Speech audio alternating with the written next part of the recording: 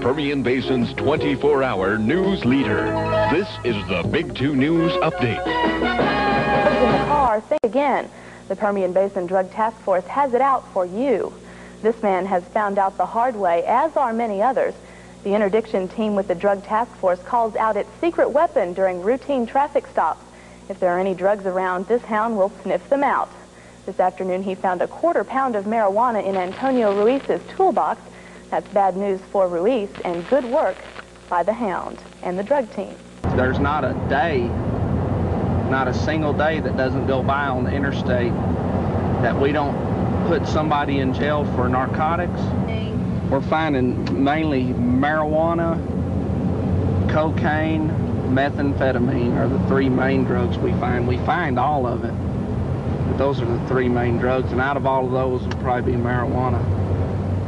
This is what the task force does every day.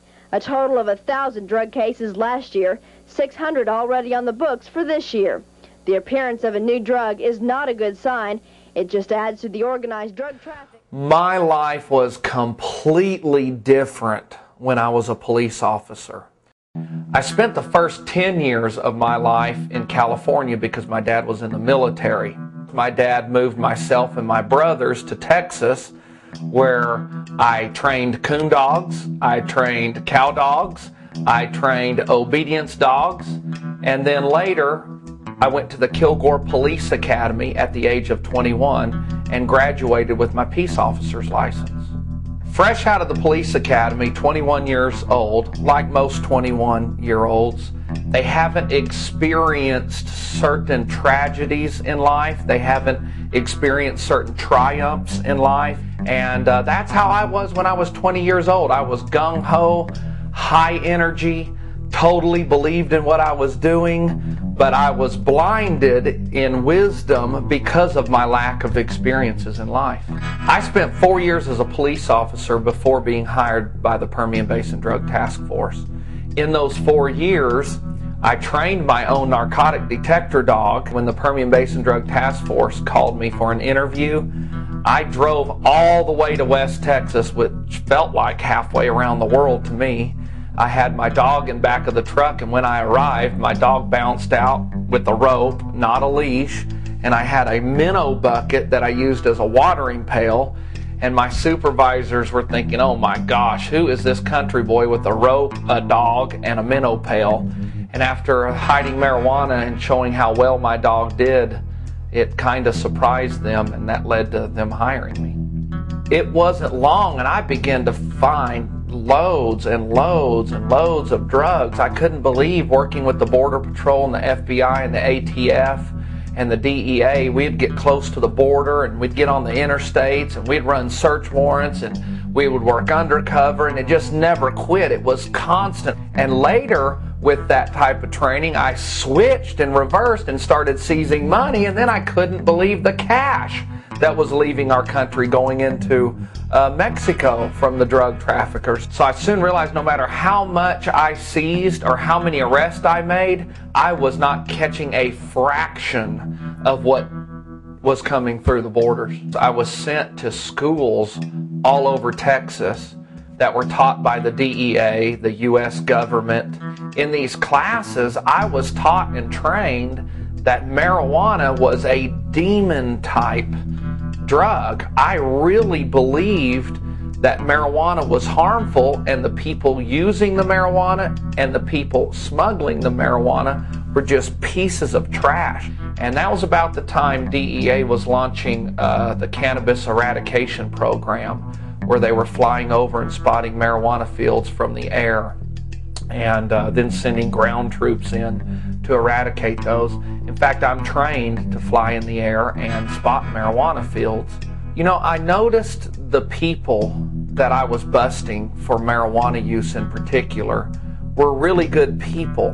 They never acted out, they never got violent, they were always cooperative in comparison to people I arrested for being drunk. You know, they would fight and scream and act crazy. And I started putting two and two together. The government's telling me marijuana is a demon weed.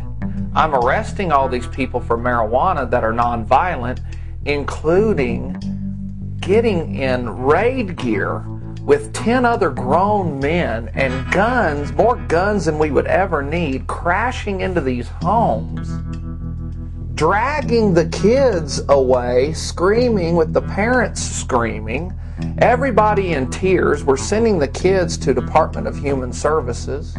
We're sending the parents to jail over marijuana. Well, I knew some of these people, and I knew they weren't gangsters. I knew they were non-violent people. And then later on, I experimented with marijuana myself and then began doing a lot of research. I learned marijuana was safe, that you cannot overdose on marijuana. I learned that there were a lot less traffic fatalities on marijuana than there was alcohol. I just learned that the harms I was taught by the government were a total lie and they were false. And that's the moment when I started telling myself, this is not right. I'm believing my teachers without researching the facts for myself.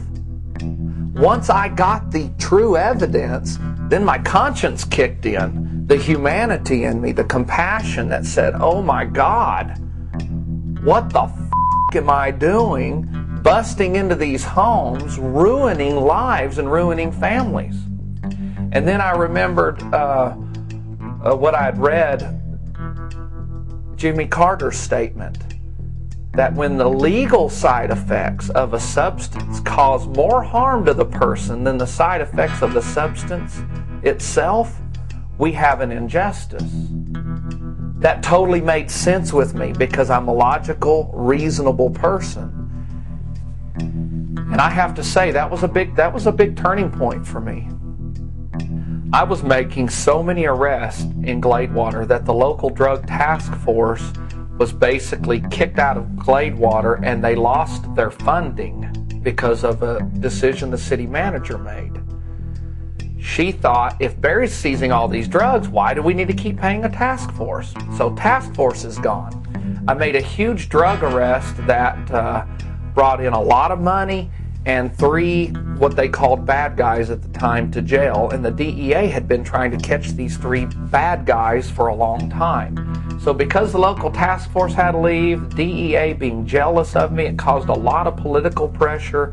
When you put on top of that, I arrested a city councilman for a bag of marijuana and a pistol, and the mayor's son for methamphetamine. It was just such political pressure. At the same time, I started realizing this injustice that I was part of, so I quit law enforcement and began building companies and selling them. After leaving law enforcement, in the next 10-year span, I went through 2 divorces and was arrested 5 times.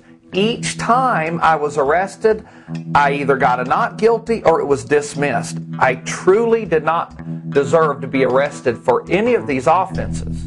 So here I am, ex-narcotics officer, put hundreds of people in jail, responsible for thousands of people being